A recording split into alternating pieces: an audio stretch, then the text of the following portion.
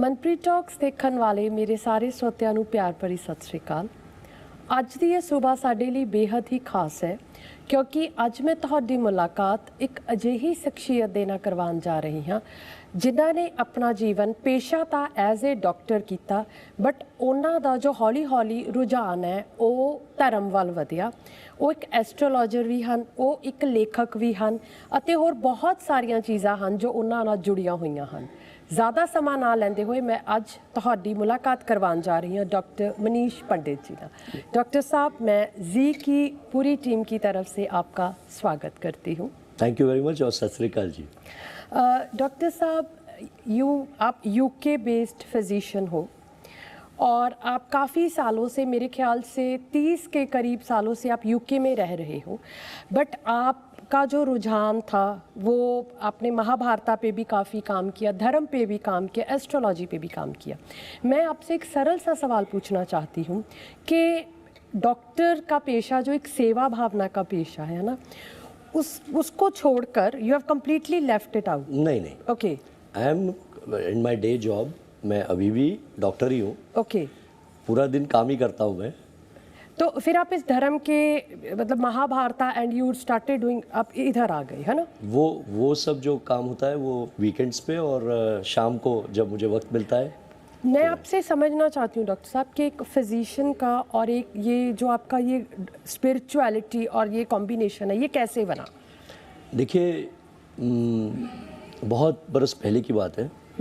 मैं ऐसा कुछ जनरल इंटरेस्टेड नहीं था, अध्यात्म में मेरा बिल्कुल भी झुकाव नहीं था। एक ज़माने में मैं MBBS की एक एग्ज़ाम में फ़ेल हुआ। अच्छा। बहुत साल पहले, 35 बरस पहले की बात कर रहा हूँ मैं, पूना में। मेरे बाल लंबे से थे, मैं मोटरसाइकिल चलाता था, यही मेरा नॉर्मल जीवन था। और उसके बाद क्या हुआ कि आई वांटेड टू नो, मुझे मालूम करना था कि एग्जैक्टली क्यों मैं फ़ेल हुआ या एग्जैक्टली ये सब क्या हुआ। ओके। तो आपकी उम्र भी काफ़ी कम होगी, यू मस्ट बी ग्रेजुएट। 22 वर्ष का था मैं। अच्छा जी। लगभग। तो एक ज्योतिषी थे, भट्ट, बहुत फेमस ज्योतिषी थे उस ज़माने में, सुनील दत्त और नरगिस की, जिन्होंने शादी के बारे में प्रेडिक्ट किया था। फेमस आदमी थे। तो उनके पास मेरा एक दोस्त लेके गया।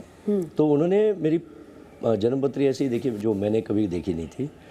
तो उन्होंने बताया कि ये जिस सब्जेक्ट में फेल हुआ है उसी में पास होगा।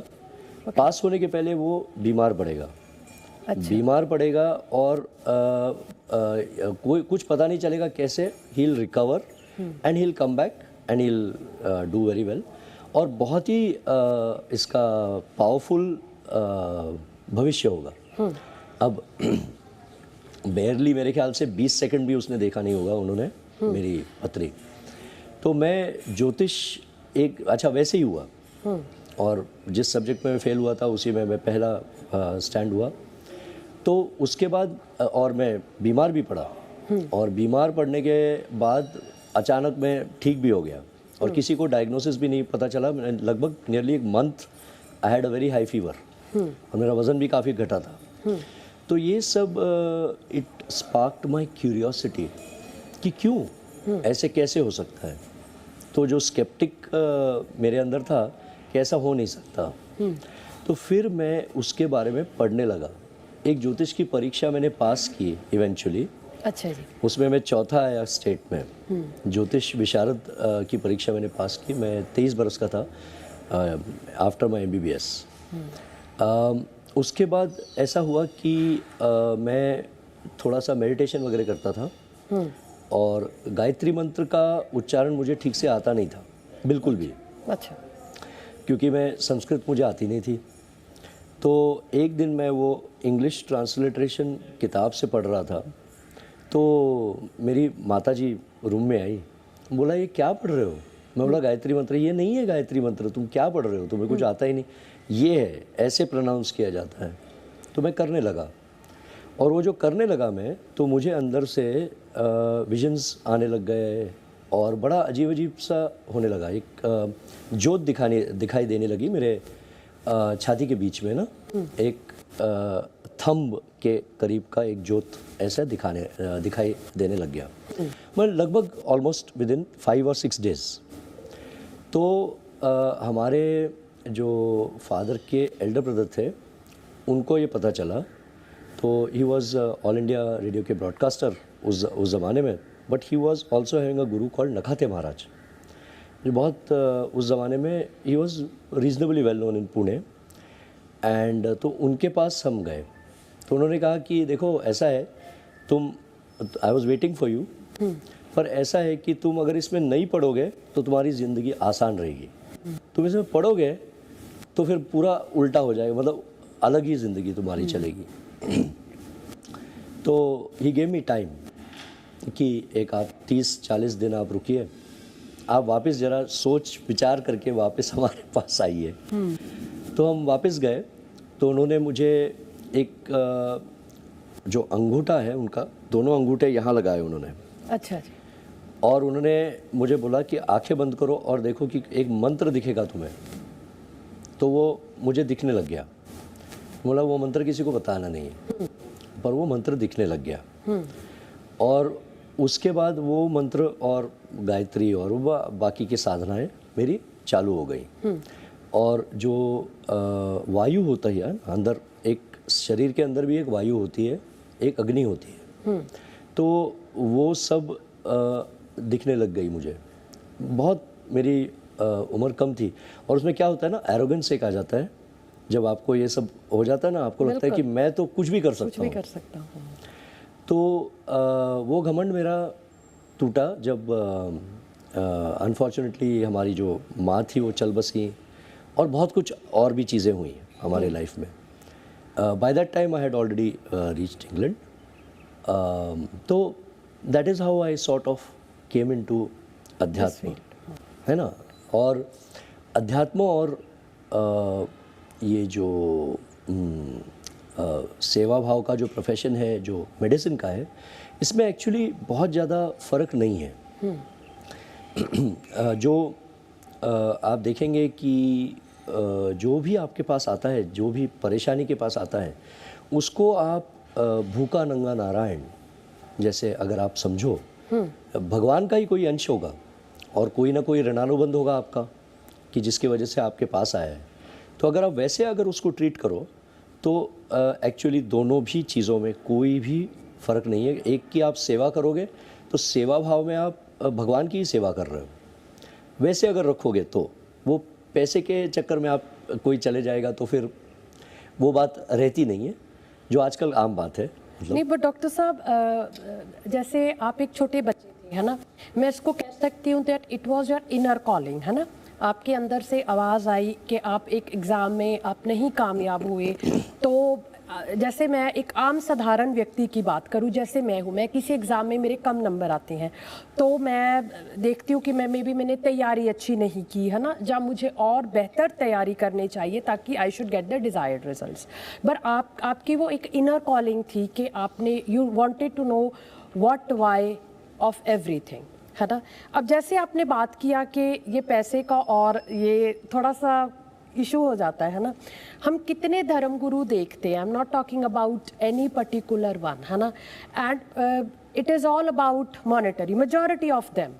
तो पैसा भी जीवन में बहुत ज़रूरी है, पैसे के बिना मैं एक नॉर्मल ह्यूमन बीइंग हूँ, अगर कोई मेरे को कह दे कि तुम, छोटी सी बात, अगर कोई मेरे को कह दे कि आपने फ्री में काम करना है, तो मैं 10 बार ही सोचूंगी, फ्री में काम करूंगी, फ्री मतलब there is a quote also that nothing is free in this world except the love of your parents. इस दुनिया में कुछ भी फ्री नहीं है ना।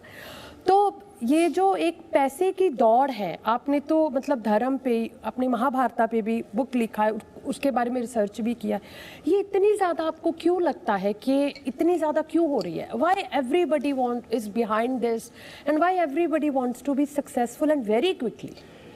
एक ज़माने में इंडिया ऐसा हुआ नहीं करता था।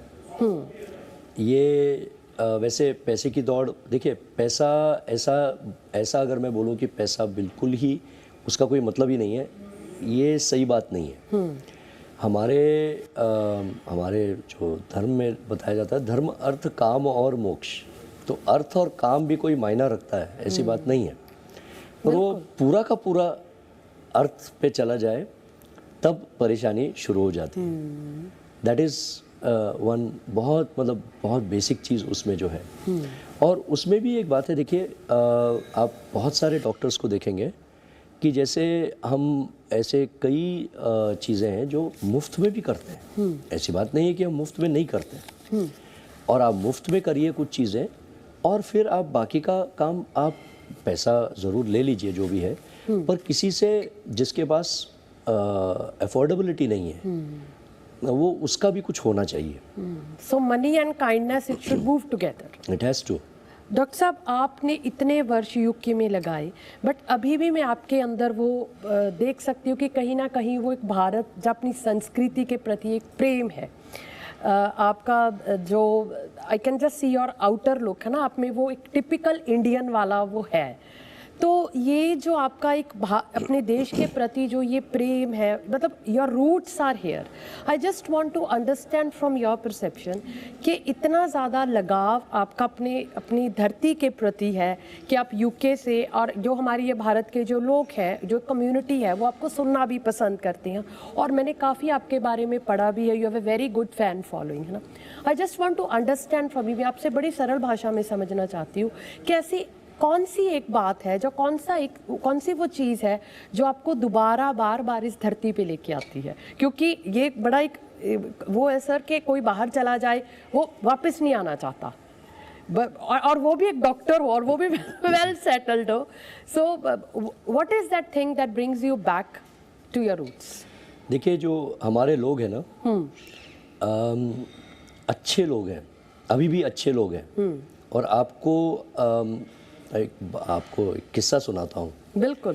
कि बम्बई में कई बरस पहले मैं फिल्मिंग कर रहा था। एक फिल्म में मेरी बनी हुई है मुंबई पानी माफिया। तो एक स्लम, एक मतलब बहुत ही मतलब बेचारी जगह है वो, जो गोंदवली का जो स्लम है अंधेरी में। तो वहाँ हम फिल्मिंग कर रहे थे। और फिल्मिंग करने के बाद क्या हुआ कि हम लोग निकल गए वहाँ से, और लगभग 1 घंटे से ऊपर हो गया। मेरे ख्याल से 12-1 लाख का कैमरा था मेरा, और सेनाइज़र के माइक्रोफोन्स थे उसमें, जो भी उनकी भी काफ़ी कीमत थे। पैसा पूरा प्रोडक्शन का पड़ा हुआ था उस बैग में। स्लम के बीच में मेरा जो असिस्टेंट है वो बाय मिस्टेक भूल आया। अच्छा। और 1 घंटे के बाद उसने बताया मुझे, अरे बाप रे ऐसा हो गया। तो बोला ठीक है, जो है वो होई वही राम रची राखा। तो हम लोग चले गए वहाँ वापस। तो हमारे साथ जो आदमी था वहाँ उस स्लम का, उसने क्या बताया कि एक भी पैसा आपका वहाँ टच नहीं होगा। और ये भाई बहुत सही बात है। वो वैसे के वैसे किसी ने बहुत महफूज रखा हुआ था, और हमें चाय पिलाई और वहाँ वो पकोड़े खिलाए, है ना। और वो सब खा के हम लोग वापस वहाँ से आए। और टॉम क्रूज जो है बर्मिंघम में आया था, तो उसके 1 घंटे के अंदर आने के बाद उसका लगेज चोरी हुआ पूरा का पूरा। तो मैं ये नहीं कह रहा कि यहाँ चोरियाँ नहीं होती, डकैती नहीं होती। हाँ, इंसान तो सब जगह अच्छे और बुरे आपको मिलेंगे। पर एक बात है कि यहाँ जो इतने पॉवर्टी के बीच में भी आपको इंसानियत और आपको ऑनेस्टी ज़रूर मिलेगी। तो ये इंडिया की एक खासियत है। और ये इंडिया के तरफ 70s और 80s के आप बैकपैकर्स से किसी से भी पूछ लीजिए तो आपको बताएंगे कि आपके घर में लोग लेके जाते हैं जो और कहीं भी नहीं होगा। घर के अंदर लेके चले जाएंगे आपको। इतना ब्यूटीफुल लोग हैं, अपनापन है। तो ये तो इंडिया में ही मिलेगा आपको। डॉक्टर साहब, आपने महाभारता पे काफ़ी काम किया है ना, आपने पुस्तकें भी उस पर लिखी है। मैं आपसे चाहती हूँ कि आप 1-2 कोई जिनको हम लाइफ लेसन्स कह सकते हैं, जो हमारे दर्शक देख रहे हैं, आप उनको बता सके। क्योंकि जो आज का युग है ना डॉक्टर साहब, वो इतना फास्ट हो चुका है कि सभी को सब कुछ चाहिए, और चाहिए भी बहुत जल्दी। चाहिए भी सब कुछ और चाहिए भी बहुत जल्दी। तो कोई ऐसे एक दो लाइफ लेसन्स है जो आपने इतना रिसर्च किया महाभारता पे, और जो पर्टिकुलरली हमारे यंग बच्चे हैं, जो यंगस्टर्स हैं, आपको देख रहे हैं कि वो अपने जीवन में इसको लागू कर सके? क्योंकि ये जो यंग जनरेशन है ना, मुझे लगता है कहीं ना कहीं इनमें वो एक पेशेंस है, वो भी कहीं ना कहीं बहुत कम हो गया। अब आप देखते हो कि आपको मनपसंद कॉलेज में सीट नहीं मिलता, तो आई हैव सीन केसेस के बच्चे वो डिप्रेशन में चले जाते हैं, वो सुसाइड भी कर लेते हैं। एक छोटी सी चीज़ आपको, इवन तक कि I was reading yesterday on Facebook, it was written कि एक बच्चा था, उसको बाइक नहीं मिला और उसने सुसाइड कर लिया, मोबाइल फ़ोन नहीं मिला। ये जो इतनी ज़्यादा सब कुछ पाने की दौड़ है, और सब कुछ चाहिए भी, और चाहिए भी अभी, तो महाभारता से मैं आपसे समझना चाहूँगी ऐसे कौन से एक दो लाइफ लेसन्स है प्रैक्टिकली जो हर इंसान अपने जीवन में लागू कर सकता है? देखिए, पहले तो एक चीज़ मैं कहूँगा कि जब श्री कृष्णा निकल पड़ते हैं पीस मिशन पे, निकल पड़ते हैं, मैत्री मुहूर्ते संप्राप्ते, वो निकल पड़ते हैं, तो दुर्योधन उनकी बात मानने को तैयार नहीं होता। और वो जो अगर मान लेते, 5 गाँव मान लेते, तो वो पूरा का पूरा जो विध्वंस हुआ है वो होता ही नहीं। शांतता बनी रहती, कुछ ना कुछ मिलजुल के रह लेते, कुछ बात नहीं होती है। तो पहली बात वो है कि समझौता जीवन से भी आपको कभी कभी करना पड़ता है, और दूसरों से भी समझौता कर सकते हैं आप। ऐसी बात नहीं है कि कोई भी समझौता हो नहीं पाए। बिल्कुल। तो सर्कमस्टेंस जो है उससे भी कभी कभी समझौता करना चाहिए, और ये देख लेना चाहिए आपको एग्जैक्टली चाहिए क्या। आज आपको नहीं मिल रहा है, और शायद 5 बरस बाद मिल जाए। कौन सा तूफान आने वाला है। तो पेशेंस सीखना, ये पेशेंस, क्योंकि दुर्योधन में वो पेशेंस नहीं थी, दुर्योधन में अंधकार था, क्योंकि वो जैसे आंखें तो दी हुई थी भगवान ने, पर उसमें अंधकार छाया हुआ था, क्योंकि उसमें बहुत ज़्यादा ईगो था। तो ईगो और एरोगेंस न रखे इंसान, बिल्कुल, ये इम्पॉर्टेंट है। आप अगर लाइफ लेसन्स बताएं कि वाई एंड हाउ आज लागू किया जाए ये सब, पहली बात एक मैं कहूँगा कि मोबाइल फ़ोन जो है ना, लोगों को मे बी 1 घंटा दिन में इस्तेमाल करना चाहिए। वो भी सिर्फ कॉलिंग वॉलिंग के लिए, आपको जो भी करना वो करिए, पर बाकी टाइम वो लिटरली एक बाजू में रख दीजिए। स्क्रॉल ना करें ज़्यादा, दिमाग आपका कुछ उसमें जाता भी नहीं है और कुछ होता भी नहीं है, और आपका बहुत सारा जो कीमती वक्त है वो आपका चला जाएगा। अच्छा, मृत्यु निश्चित है, जो भी यहाँ जीवन उसे जाना है, पर वो जो वक्त आपको इस धरती पे मिलेगा, वो आप वो मोबाइल फ़ोन पे अगर खर्च कर देंगे ना, यानी कि मतलब मोबाइल फ़ोन तो एक राहु वाली ये चीज़ है ना, इसका कोई अस्तित्व एक्चुअली है नहीं। आप उसे बहुत ज़्यादा कहीं ना कहीं जीवन का एक, मुझे लगता है कि आई वाज रीडिंग यस्टरडे कि it has become a part of the body. Yes, जैसे कोई, हम सुबह उठते हैं, मोबाइल कहाँ पे है, मोबाइल कहाँ पे है, वी तो चाहे nothing comes, even I am talking about my self, 2 minute बाद देख रहा होता कोई मैसेज तो नहीं है, मतलब we are so addicted to that lifestyle. आप एक ज़माने की बात में आपको भी पता होगा, तो हमारी जो वाइफ है, एक ज़माने में, मतलब उस ज़माने में खत लिखा करती थी ना हमें, बहुत सारे खत है मेरे पास, तो खत लिखने में एफर्ट है, to put pen to paper ना, बहुत एफर्ट है उसमें। और आप जनरली किसी फ्रेंड को भी आप खत लिखें, तो आप जब लिखते हैं तो आप सोच समझ के लिखते हैं ना। ये क्या हो गया है, ये जो मोबाइल फ़ोन का ज़माना ऐसा ना, अनोनिमिटी एक दे दी, और कुछ भी कोई भी कैसे भी अनाप शनाप लिखते रहता है ना। खत लिखते थे, हफ्ता भर जवाब का इंतजार करते थे, तो पेशेंस आ जाती थी, पेशेंस था, बिल्कुल, है ना, पेशेंस आ जाती थी, और रिश्ते बनाए रखते थे ना लोग। अब क्या हो गया कि मतलब एक झटके में कोई कुछ ऐसे ही बोल देता है, किसी और को ब्लॉक कर दो बुरा भी लग जाता है ना, निकल भी जाते हैं लोग। तो खत लिखना actually is far better than ये वाला जो है ना। और ईमेल पे भी देखिए आप, ईमेल जब कोई लिखता है, लंबे चौड़े ईमेल लिखे रहते हैं, ठीक है, कोई पढ़ता भी नहीं है कभी कभी, राइट। तो अपनों से रिश्ता बनाना ये मोबाइल फ़ोन से कहीं ज़्यादा ज़रूरी, कहीं ज़्यादा ज़रूरी है, बिल्कुल इम्पॉर्टेंट है। इम्पोर्टेंट। और आप अपनों से अगर रिश्ता बनाओगे तो ये बात ज़रूर है फिर कि एटलीस्ट वो रिश्तों के कारण आप जो पर्सन परेशान है वो सुसाइड नहीं करेगा, वो उस पर्सन के पास जाके एटलीस्ट पूछेगा तो कि भाई ये प्रॉब्लम है ना।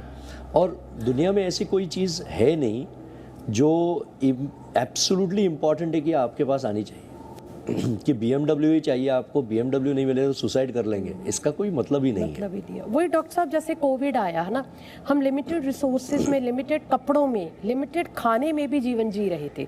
तो कहीं ना कहीं हमारी जो वो कहते हैं ना कि needs and desires, our desires have cross the line of our needs. Needs तो बेसिक सभी की है, वो खाना भी सभी को मिल जाता है, मतलब इतनी तो everybody is capable of fulfilling, but जो एक डिज़ायर्स का जो स्तर हमने बड़ा कर लिया है वो बहुत डिफ़िकल्ट है। डॉक्टर साहब, मैं आपसे एक बहुत इंपॉर्टेंट सवाल पूछना चाहूँगी कि जो निंदा है, क्रिटिसिज्म है, आपने कभी जीवन में फेस किया है? अगर कोई करता है तो देखो, अब मेरे को, मैं आपका कहीं पढ़ रही थी पेन के बारे में भी, अगर मेरे को कुछ बोल देता है, it is very difficult for a normal human being उस चीज़ को चुप कर जाना।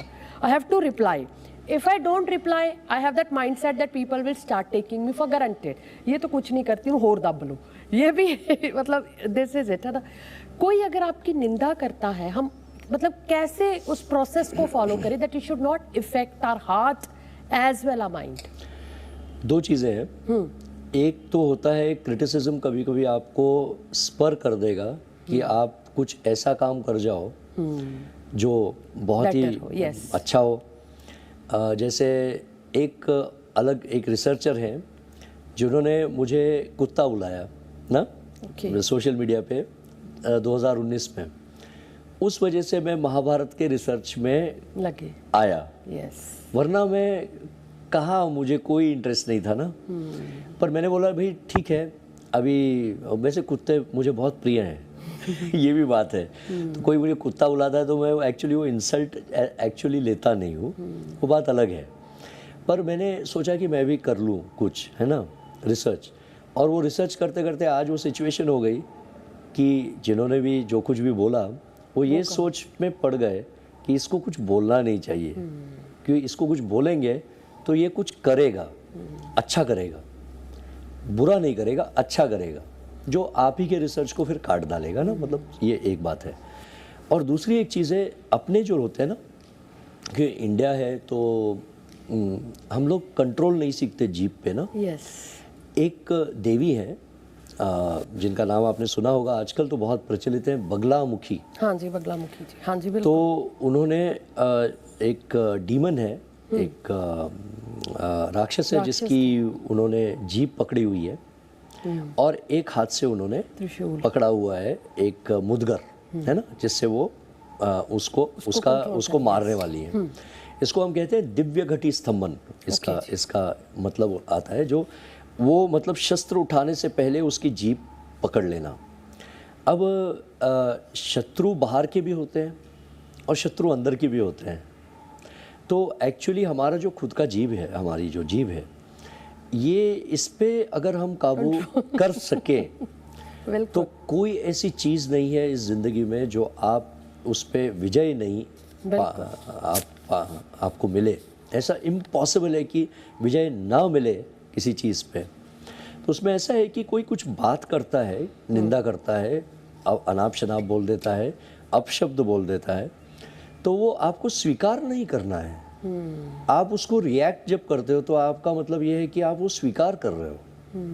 तो स्वीकार ही नहीं किया आपने, तो स्वीकार ही नहीं किया तो उसका रिएक्शन देना, एक्सेप्टेंस ही नहीं हुई, बिल्कुल। और ये एक बात है। अच्छा, कभी कभी ऐसा होता है कि आपके जो आसपास कोई होगा, प्रिय कोई होगा, वो दिन भर आपको कोई कुछ बोलता रहे, तो उसमें ऐसा है कि आप उसको स्वीकार न करते हुए एक कान से लें और दूसरे कान से आप छोड़ दें, और शांति बनाए रखें। आपकी अंदर की शांति आप बनाए रखें। आपको वैसे भी क्या फ़र्क पड़ेगा रिएक्ट करके? बिल्कुल, क्या फ़र्क पड़ेगा? बिल्कुल। हाँ, पर कुछ क्रिटिसिज्म्स ऐसी होती हैं जो आपको रिएक्ट करना पड़ता है, उसका आंसर जवाब देना पड़ता है। वो भी इमीडिएट देने की ज़रूरत नहीं है। आप 1 साल बाद भी दे दे तो कोई पहाड़ नहीं टूटेगा। वही डॉक्टर साहब वो कहते हैं ना, कहते हैं कि अगर कोई, मैं आई वाज रीडिंग समवेयर, कहते हैं अगर कोई आपकी बहुत ज़्यादा तारीफ़ भी करता है तो उसको आप यहाँ पे मत लो, क्योंकि इसको भी ठीक रखना बहुत ज़रूरी है, कहीं ये भी ना ऊपर चढ़ जाए। और अगर आपकी कोई बहुत ज़्यादा निंदा करता है उसको दिल पे मत लगाओ। और इन दोनों का जो तालमेल है वही जीवन है। सही बात है। थैंक यू डॉक्टर साहब कि आपने अपना कीमती वक्त हमारे लिए निकाला। ਸੋ ਇਹ ਸੀਗੇ ਜੀ ਡਾਕਟਰ ਮਨੀਸ਼ ਪੰਡਿਤ ਜੀ, ਜਿਨ੍ਹਾਂ ਨੇ ਆਲ ਦਾ ਵੇ ਫਰਮ ਯੂਕੇ ਸਾਡੇ ਨਾਲ ਇੰਟਰੈਕਸ਼ਨ ਕੀਤੀ। ਜਿਵੇਂ कि डॉक्टर साहब ने किया है कि ज़िंदगी आसान नहीं होती, पर हमें ज़िंदगी को आसान करना पड़ता है। किस तरह? कुछ सब्र करके, कुछ बर्दाश्त करके और बहुत कुछ नज़रअंदाज करके। धन्यवाद।